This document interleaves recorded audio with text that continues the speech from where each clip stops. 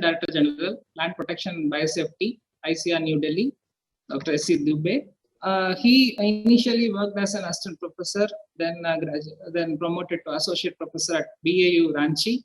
Then he worked as a senior and principal scientist at Division of Plant Pathology IR in New Delhi. And prior to becoming ADG, he worked as an head Division of Plant Quarantine ICAR NBPGR New Delhi. And he has contributed a lot in the field. His expertise in characterization, diversity analysis, DNA barcode diagnosis, host-pathogen interaction, and race profiling for fungal plant pathogens.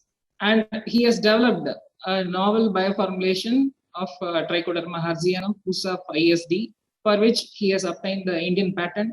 And he is credited with the release of 15 varieties of mainly rice, chickpea, mung bean, garden pea for developing disease-resistant varieties. And he has sourced some important disease-resistant genes from chickpea, wood bean, cowpea, and lentil. And he is the recipient of Young Scientist Award, Dastur Memorial Lecture Award, Professor KPV Menon Award, and he is also the fellow of prestigious National Academy of Biological Sciences, Chennai, and Udaipur-based ISM-PP and IPS New Delhi. And he is having more than 205 research papers to his credit, and it is published in very reputed journals.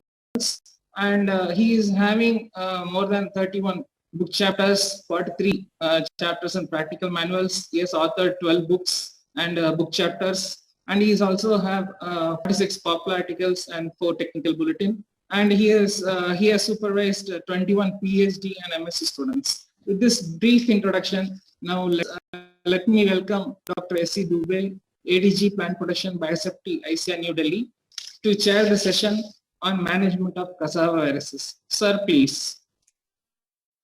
Thank you, Dr. Keshav Kumar, for a very nice introduction. In this session, good morning, good afternoon to all of you. This is the second session on management of cassava viruses. This is very important session because always for the case of the viral diseases, finger raised by especially the farmers community that we don't have any management options for management of viruses. So definitely in case of cassava, a lot of progress has been made, and we will deliberate in detail in this session. There are the 5 speakers. And all are the stalwarts in their own area and field. And gradually, one by one, I will introduce them, and I feel pleasure to introducing them. And so each speaker has to speak 30 minutes. It would be better if 1 or 2 minutes left. There is a provision for asking some questions and all these things from the audience. That would be better. If there is a provision, if it's not there, no problem at all. So first speaker is Dr. Sheela, Dr. M.N. Sheela. Presently, she is the director of the institutes. So I would like to introduce. There is any display of introduction or okay, that's good. Otherwise, I can open. So Dr. Sheela got educated from the Kerala Agriculture University. That is very important and one of the prestigious university in India. From BSc AG, MSc and PhD, all degrees she got from there. And she worked in CTCRI starting from her career. Scientist, joined in 1991 as scientist, and then senior scientist, principal scientist, and then in 2012 as a head division of crop improvement, and from 2021 shouldering the responsibility of the director of the institutes. It is very, very prestigious and important position she is holding. And her area of expertise is cassava and yam breeding. Basically, she is the breeder, plant breeder in genetics is discipline. And she got the several awards like the IF Award, Pat Kersey Award from the Yam Research, International Society of Tropical Root Crops. And she has been credited with the release of several varieties of the great yam, white yam, elephant fruit yam. Also devoting the time for editing the journal. She is associate editor of Journal of Root Crops, member of a board of study of Kerala Agriculture University, published a good number of publications, research paper, book chapters and technical bulletins, and mentor of 2 PhD and 30 MSc students, and visited several countries. And today's topic of lecture is the CMD resistant varieties, hope for revival of cassava in Asia. And that is very, very important. And not only the Indian perspectives, the whole Asia perspectives is going to be. I'm not in myself again. No, it's a pleasure to inviting Dr. Sheila, please. Sheila.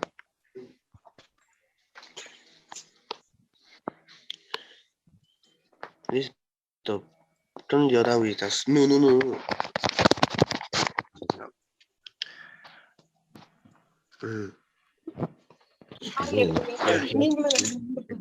Respected Director General of this respected ADG Protection, Dr. A.C. and dear participants. Morning section, we could get good narrative of the different viruses causing cassava mosaic disease. Now, I will start this session with the management aspects. How I shall be narrating how CTCRI has developed cassava mosaic disease resistant varieties to mitigate this important problem in India. And our institute, Central Tuber Crops Research Institute, deals with the tropical tuber crops. And these tropical tuber crops are grown in more than 136 countries. It forms a staple food of Africa, Asia, Latin America, and many Pacific islands. As per the latest statistic, we have a total production of 46 million tons of tuber crops, and among this, cassava tops with 27 million hectares. And as per the FAO stat last year, global production of cassava is about 303 million tons. But if we see the yield productivity, the cassava average global productivity is only 11 tons per hectare. But this crop has a potential of more than 100 tons per hectare. And if we see the Indian scenario, the cassava is cultivated in 0.36 million tons per million hectares with a production of 8 million tons, but we have higher productivity of about 30.5 tons per hectare. And it was mainly made possible through the high-yielding varieties. We have good management practices and plant protection practices. In cassava, in Africa, it is mainly grown as a food crop, while in Southeast Asia, it is an important biofuel and starch producing crop. And in India, we have both we are using this for both purposes. Directly, we are using it as a food, then animal feed, and also starch-based industrial products. We have the sabudana.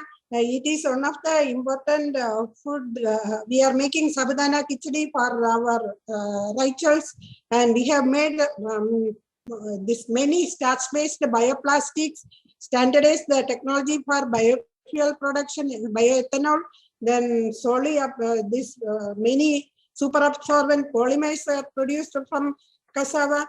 Recently, we got patent for the production of biofuel from cassava leaves. Let's say we are having even this crop is now being used for sericulture also. We have a varied diversified uses of cassava from leaves to tuber. We are using this crop.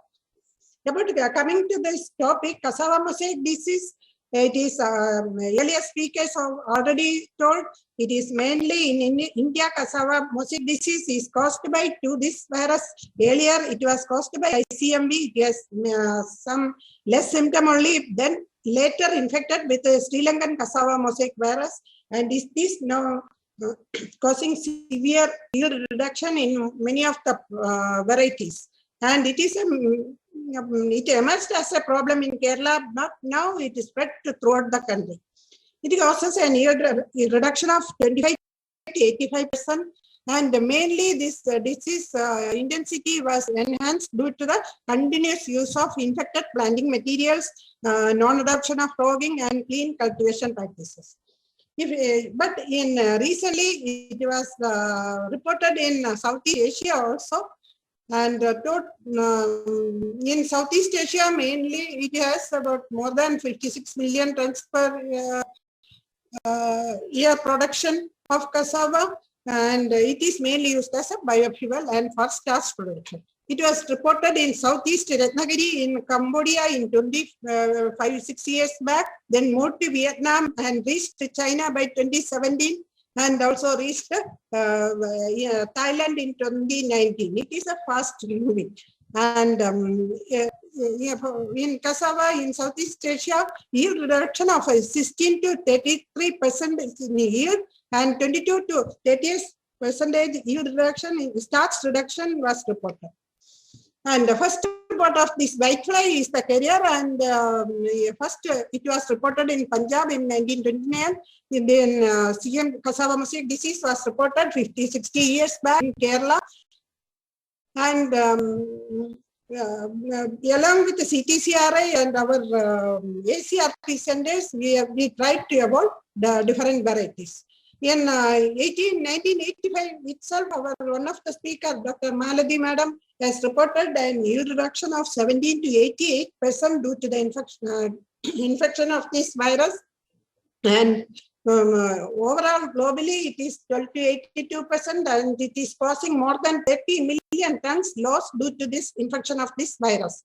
And in 1996, another researcher reported 17 to 42%. But recently, 2 years back, we have the same group studied the yield reduction in our most important varieties. These H226 and CO2 CO2 are the most popular varieties in India. Kunguma Rose is a land rice. In land rice less as compared to high yielding varieties. High yielding varieties, more than 70% yield reduction was reported, and starch also 10 to 20% reduction was recorded. And if we can see this much, in a highly susceptible variety, yield was drastically reduced to the infection of this virus. And the main management practices we follow is vector control, but it is practically impossible in cassava because it was widely grown as low-income farmers. And production of healthy planting materials through meristem culture and mini-set and rogging, it is possible, and we have standardized the technology also. But practically, if it is very, very difficult. But the true cassava seed program is another option, but the progeny produced be highly heterozygous and it is not suitable for commercial production. But the main option for solving this important problem will be through cultivation of the resistant varieties. In cassava, we mainly aim for high yield, stability in production, especially starch. Its quantity, stability, and quality is important for food purpose, mealiness, utility quality, and for both biotic resistance. Of course, CMD resistance. Now, BBB is also emerging as an important problem in India. Then this drought tolerance is very much important. Cold tolerance, especially in cassava, is spreading to northern India and eastern in India. Their cold tolerance. Now, sure, we are aiming to produce short duration varieties. We have 3 short duration varieties that mature 5 to 6 months, but we are trying to integrate disease resistance into this shorter duration varieties. Of course, plant architecture is very much important for the mechanized farming. And we initiated our breeding program for CMD resistance through screening of our gem blossom. We have around 1,500 accessions in our field gene bank. We screened the gem blossom. Then we tried to introduce genes through interspecific breeding and also inbreeding to release the variability. Cassava is a highly heterozygous crop, and we can release the variability through inbreeding. And first we got MNGA1. It was introduced from ICAT via IITA. And later we got some CR lines through tissue culture, and these are monogenic dominant, and some of these accessions are completely resistant also. We developed all these together. We developed our own pool of pre-breeding lines with resistance to cassava mosaic disease. And these are the wild relatives used for developing, but it is cumbersome and time consuming, and for recovering good tuber traits of our popular varieties.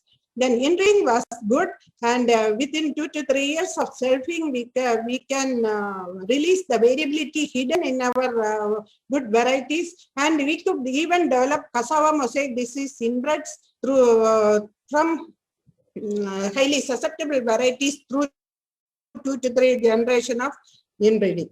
And this first we had is to develop a pre-breeding population using different sources of resistance, multiple rows, because we know there are different genes controlling this resistance, and we try to incorporate the multiple sources of resistance. Then of course we have great varieties with highly infected varieties, and we screened for resistance, and then for location testing. So while developing varieties, the screening is very much important. We have to take the varieties to the field with the sick plots, especially during first clonal and seedling stage. Then later, the varieties that we identified resistant lines, we tested artificially through wedge grafting and budding.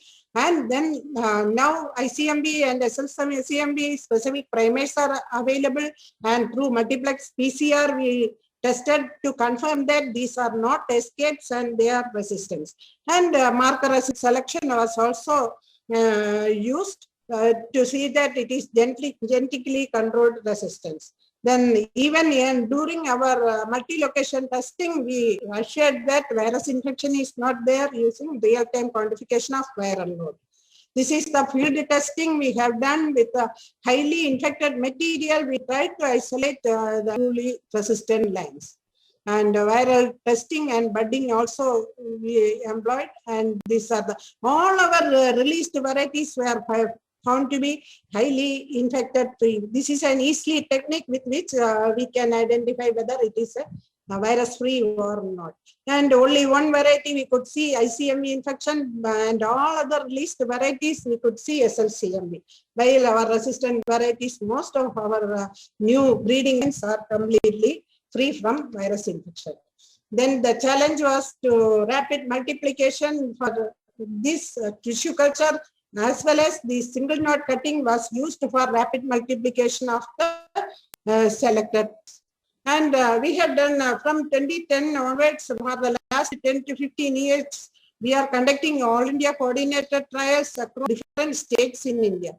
And in Tamil Nadu also, we have conducted large number of trials, and we could see that all the characters of the resistant varieties are enhanced as compared to susceptible ones. There was tremendous increase in the number of tubers as well as tuber yield per plant. And we used molecular markers also, but this is, even now we are not having a highly reliable marker, but some of the marker like SSR28 is very good in identifying resistant types, but there will be some escapes also due to recombination of this virus with the resistant genes. In our studies, SSR28 and 44 and 235 are found to be good in marker-assisted breeding. And we have also constructed SSR-based genetic map based on our mapping population of MNGA1, first source of resistance, with a susceptible variety. And we could see that our these markers are located in chromosome 10 and 7 during this study. And in global level, 39 QTLs were associated with cassava mosaic disease, and 22 QTLs were associated with cassava brown streak disease. And these QTLs are mostly located on the chromosome number 12 and also on chromosome number 10, 2, and 16. We have done meta-analysis of the QTLs associated with the CMD and CBSD, and also I had projected 11 meta-QTLs for CMD resistance and 10 meta-QTLs for CBSD resistance.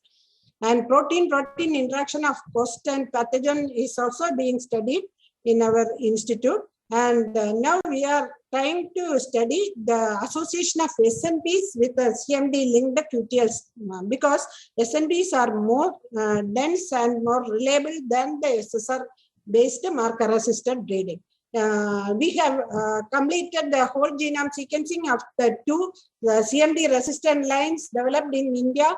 9S127 is a resistant line with a profuse flowering and rich in starch. And 8S501, during this year, this variety was recommended by our ACRP. This is closely remember our this similar to our released variety H226. And this analysis of these draft genome sequences revealed more than 2 lakhs SNPs in both these genomes, and we are now doing and I showed about more than 94,000 SNPs now. What we are doing is to associate this SNPs identified in different chromosomes with already identified QTLs, so that we will be able to identify SNPs highly linked to cassava mosaic disease and CBSD for future use in our marker-assisted breeding programs. This we have done after developing lines. We have conducted extensive field trials in highly infected regions, especially in Tamil Nadu. And we can see, even when we are conducting our multi-location trial of the resistant varieties, if a farmer has done gap filling with a local variety Kunguma Rose, immediately that variety is getting infected, while all our resistant varieties are remaining completely symptom-free. And on an average, our released resistant varieties are higher, giving at least 20 tons per hectare higher yield than the popular varieties grown in our country. These are the, of course, starch yield per hectare also at least 4 to 5 tons per hectare increase in starch yield was also recorded by the cultivation of the resistant varieties. During our multi-location testing itself, we have done the real-time quantification of the virus load. We can see in all the released popular cultivated varieties, viral load of more than 3-4 lakhs we can see. But our varieties, some of our varieties tested are completely, even zero virus load was noticed even after 8 months in the field along with the highly susceptible varieties. This indicates the scope for the development of cassava mosaic disease resistant varieties and how we can revive the cultivation of cassava in India and also Southeast Asia. This is one of the variety we have released in 2017. It is Sri Raksha. It is another this because cassava post-harvest physiological deterioration is one of the problems. This variety is multi-trait variety with resistance to cassava mosaic disease. It has better keeping quality and also drought resistance, and it is good for organic farming also. And still, but we have to improve the mealiness of varieties. These are two centrally released varieties in 2 years back. Both these varieties are all completely resistant from cassava mosaic disease caused by both the viruses. Suvarna is also a little bit early variety also. And another variety was released by our ACRP center in Peddabhiram. It is, even though it is starch yield is less, it is a highly drought tolerant and it has very high yield potential also. And current year we have ICRP has recommended another variety because farmers will not accept a variety merely for its resistance. But when we introduced a variety which closely resemble our most popular variety, the farmers readily accepted that it is mainly due to its, not only due to CMD resistance and it is also drought resistance. But the main thing that helped the better adoption is its close resemblance to the most popular variety, H226, that ruled in India for about 40-50 years. And still it is being widely cultivated in our industrial belt, especially under irrigated conditions. And this another one, some lines we introduced under Indosys network project with the help of Dr. Herb also. But on some varieties, immediately after introduction, it became susceptible. One of the line KBH 26/18 is promising, but we have to wait for further results. And we have conducted also economic impact study of the resistant varieties, especially the trait value of CMD resistance. It was conducted under Indosys project by Tamil Nadu Agriculture University. Dr. Ashok was one of the partners. He conducted this study, and we could see that simply by this trait, the CMD resistant variety replacement, the farmers could fetch more than around 15,000 to 38,000 per hectare as additional income. And based on this different cropping system like drip irrigated, flood irrigated, rain fed, and the rain hills, different cropping systems, this amount also varied, and BC ratio also varied. And when we cultivate under drip irrigated system, it was yield potential was very high. And this BC ratio of more than 4.9, around 4.9 was recorded during our field trials. And farmers are indeed, some of the farmers are indeed very happy to accept this variety, this variety. And on an average, economic impact studies revealed that CMD resistant variety is expected to generate a surplus worth of 1,782 million trade in a ratio of 1:3 between producer and consumers. This is the result of economic impact study.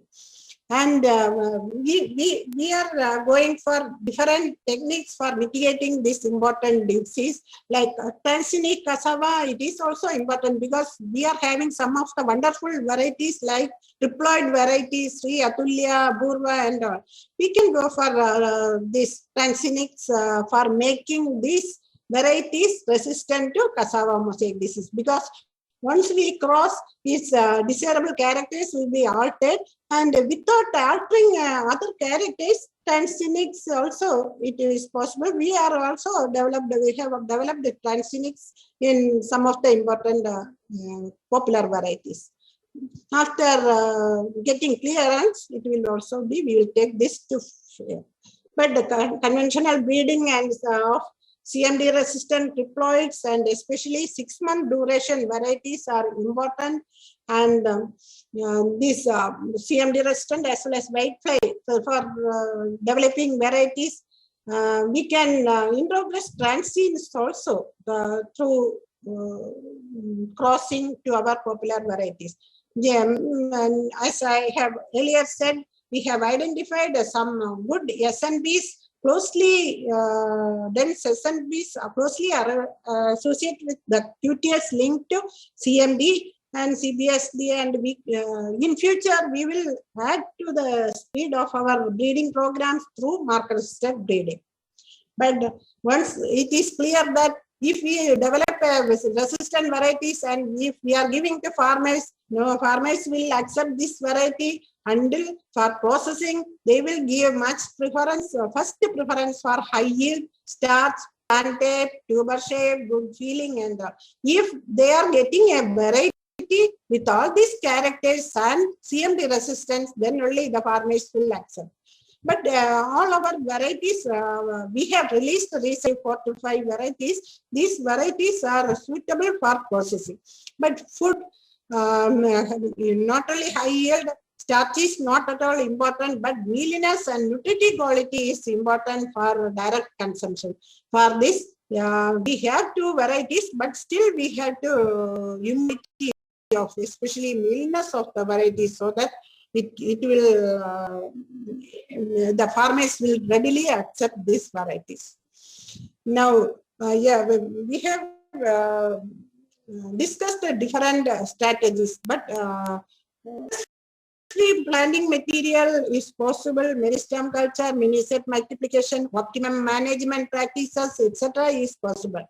But in my experience, it will be possible where it is yield loss is less than 20%, and in an area where the less number of plants are infected only. Otherwise, if the yield loss is greater than 20% and many plants are infected, it is a futurious exercise, and if we are spending so much amount for cleaning of the material, because once we cleaned and plant variety along with the susceptible varieties in the field, within 3 months of time it will get secondary infection. But breeding of resistant varieties, now it is possible, and we are having different sources of resistance to cassava mosaic disease. But the problem will be that rapid multiplication, because seed chain in cassava is weak, and we have to develop better seed chain, and using fast multiplication techniques, we have to popularize these varieties as early as possible. For any country who are initiating breeding programs for developing resistant varieties, once we have to develop a large pre-breeding population from multiple sources of resistance, because sometimes we received some of the lines which are having ACMB resistance, but immediately after reaching India, it became susceptible to ICMB and SLCMB. But some may be resistant across different races, but we have to use multiple resistant sources so that we can develop a variety with the horizontal resistance and escape all these viral strains. But when you are initiating breeding programs, you will face this flowering is a problem, but we have different technologies like we can induce flowering in any variety through detopping and hormonal treatments like GA3 application and all. We will get flowers. And now CAT has devised some technology using red light induction of flowering. So even from some less branching types also, we can induce flowering. Otherwise, from flowering, if we are having flowering variety as a source, we can go for, and even from branching types, we can produce non-branching varieties with a good planted through meticulous breeding programs. But this step is extremely important to screen the breeding population, especially during seedling and the first 2 clonal population. We have to screen it through hotspot screening. Then the main line, resistant lines, we have to check through grafting or budding. Then PCR is an easy step. Through multiplex PCR, we can confirm its resistance. And of course, as in for speed breeding, we can use good molecular markers also.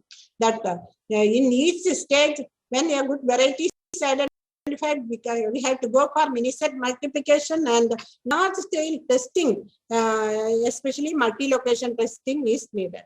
And always never go for a single variety alone with the CMD resistance and believe that farmers will accept. No farmers we are going to accept just for this trait. We have to go for multi-trait selection among resistant lines and study genotype into environment interaction through large number of multi-location trials. Now, these are the now we could say that over the last 40 years of research, now we arrived at some at least 5 varieties we have released already, and now we are having a pool of CMD resistant varieties. Now our target is to develop a short duration varieties with a 6 month duration, so that it will ensure roundabout availability of tubers, and also drought tolerant and cold tolerant varieties, so as to extend the area of cultivation of cassava in India for and because we are expecting cassava to be a future biofuel crop of India. I thank ICAR for my parent organization for funding over the years so that we could get result at the end. And we have ACRP centers on tuber crops. We have 21 centers spread across the country that helped in the multi-location testing of the varieties, so that we could release 4 to 5 varieties, resistant varieties in India. CEAT, International Center of Tropical Agriculture, has funded in between, and they have provided resistant clones also.